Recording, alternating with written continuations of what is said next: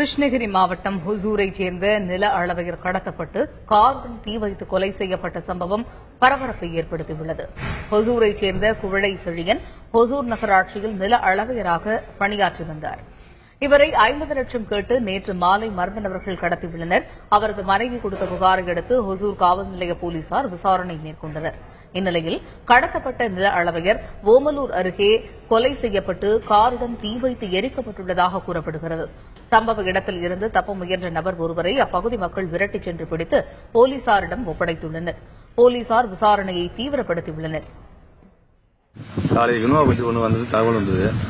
அப்புறம் அங்கிருந்து நாங்களாம் ஓடியாந்து வரும்போது ஒரு வண்டி வந்து எரிஞ்சிட்டு இருக்கும்போது உள்ள யாரும் இருக்காங்கன்னு பார்க்கும்போது ஒரு பாடி இருந்தது.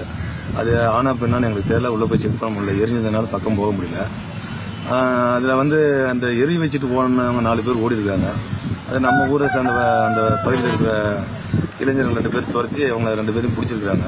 ஒருத்தன் மட்டும் பிடிச்சா மற்ற 3 பேர் தப்பிச்சு ஓடிட்டாங்க.